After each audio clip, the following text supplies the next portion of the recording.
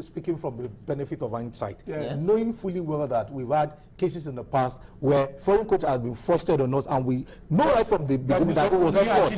Exactly.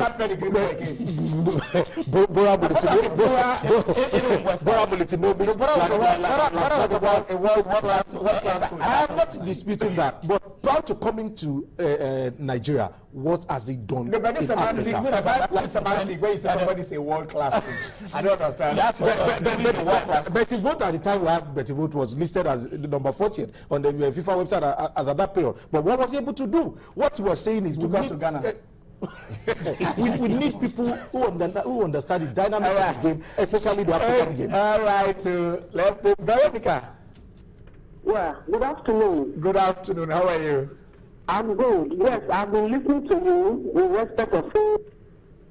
And I just want to, say that Keshi, as a coach for Nigeria, has achieved so much. It's just that we haven't given him a chance. Within the shortest time, he has won the African Cup of Nations. Yes. And this is a boy who has played for this nation and won so many laurels like you rightly displayed there. And he was just given just a short time mandate, which he was able to achieve. What happened in this Cup of Nations trial is that there was so many confusion in the in-house fighting. Yeah. And immediately somebody who went to the World Cup took us to quarterfinal. While he was there, we were talking about removing him. How can he settle? He's never here nor there. He doesn't know his fate. And this is somebody who has been so much. I want to say that we should give Keshi some time. And okay, if we are talking about the coach, what about our administrators? Why don't we do foreigners to once and let's see how it goes?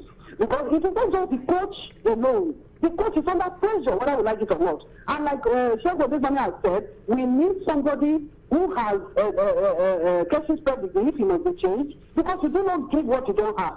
We've had foreign coaches in the past. How many of them have surpassed what Keshi has given to us? Why can't we, appreciate our own and give him chance, give him time, give him the patience with him, and see where we go? He has done so well. Thank you. Too many pressure from left, right, and center, and the in-house fighting should stop. Let us also try foreign administrators. Thank you. Veronica, thank you very much. I mean, when myself and Ginny were, are you still there? All right, thank you, Veronica. I'm loving Veronica. There was this argument, or can I say this kind of a statement that you go to the bank, you meet Nigerian banker. Yeah. You live in a house that is built by Nigerian engineers. Yeah. You go to hospital, you are told by Nigerian doctors. That how many times, but when it comes to a mundane team, as picking 11 players to play, you say you need a foreign coach. I mean, what is the scientific? I mean, you can have an Nigerian to tell your brain, do a pressure on you, but a Nigerian cannot coach a team. And like what Veronica had just said, Keshi, within 3 years, qualified us for the Nations Cup and won the Nations Cup. Within that 3 years, Keshi qualified for Chan and came back with a bronze. Within that 3 years, Keshi won the Catalan Trophy. Within that 3 years, the Nelson Mandela Challenge, he won it. Yep. Within that 3 years, he went to the World Cup and got to the second round. Right. I mean, within 3 years. Yes. And yes, we are gentlemen. But people talk about his interpersonal relationship. Keshi needs to work on his interpersonal relationship, no doubt about that. They said it's arrogant. You see, for me, Yamiku said the average Nigerian is arrogant. That's perception. As the NFF, as it were, have created an enabling environment for this man to thrive. Westerhoff, even with all his links to the presidency, had 2 Nations Cups before he was able to actually win the third one, experimenting with so many players. Yes. Then again, what developmental program as the NFA called them by whatever name? What have they set in place? I basically think our problem is not coaching per se. Where's the carousel that turns out these players? People keep talking. No, but Olisa said, if you don't have, Olisa admitted we don't have quality players. But if you don't have quality players, you need a team. But he is overchanging the team. So there's no stability. Do you disagree? You see, when there are no quality players, you would until you get to, and that's what Keshi keeps saying. This team is a work in progress. That's why you will see Anefi Ambrose do well today. You saw the last 2 games. He was mediocre in his performance. And would you, because of the fact that you want to keep somebody in the team, you let him be there? The team has to be competitive. For the first time in recent years, we have seen that the foreign base now know that home-based lads actually are giving them competition for shirt. They know that it's no longer a strolling back where they will just come 2 days before the match and they will make the team. So whichever way you want to look at it, the NFF first must create an enabling environment for Keshi. All right, okay, we are still on the issue, we are still on the Keshi issue, but why don't we just celebrate Enyimba? Enyimba fans, are you there? I know what you called, let us talk about Keshi, but also we're talking about, we'll take a break. When we do come back, we shall go to the Onikon Stadium, do a little bit of testing Balogun, do a little bit of Enyimba and also team. And become a Stars fan. Okay. It is Channel Sport on Sunday. Stay with us.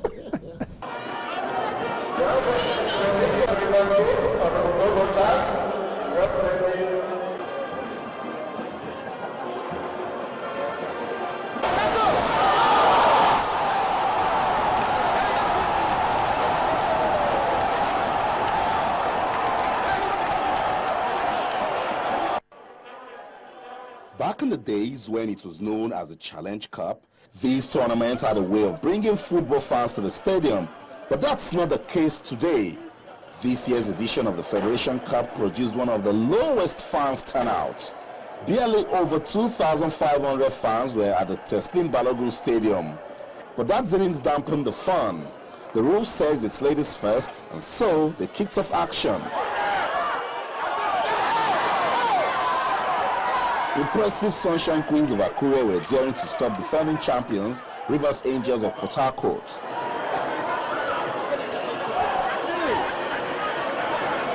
The first half ended goalless, and just when the ladies from Akure were looking good going forward, Wonder Girl Asisat Oshola stole the show from them.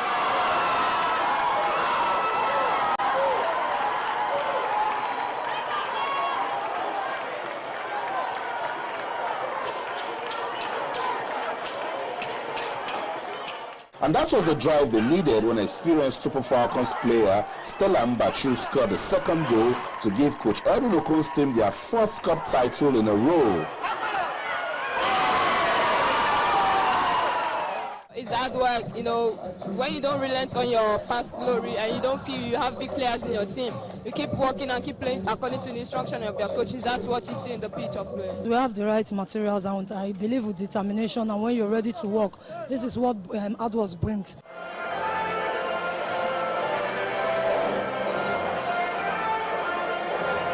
In the men's final, Enyimba Football Club of Aba took on a determined Dolphins team who had never lost in a cup final match. It was also a contest of 2 prolific goal scorers, Mfon Udo and Edwok. Dolphins were the better side in the first half but could not break Enyimba's defense line. In the second half, Enyimba striker Mfon Udo justified why he is the league's record goal scorer.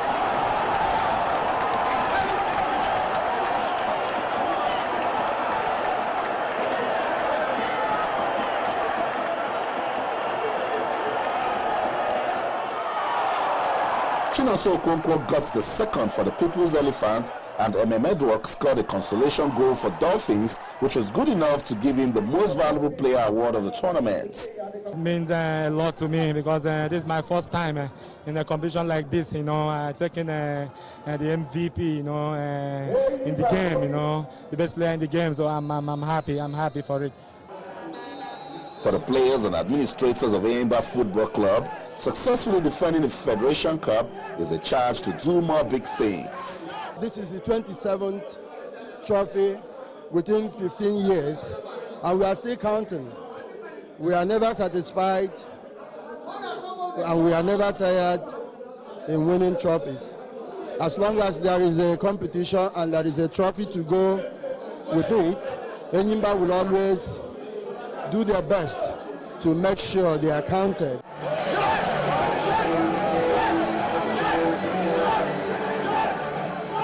This is the 4th time Enyimba Football Club is winning the Federation Cup title, and beating a decent Dolphins team to defend the title they won last year is admirable. But the focus for the players and officials of the Aba-based team is to sustain the momentum for a good continental challenge next year. Austin Okonakpan reporting for Channels Television News.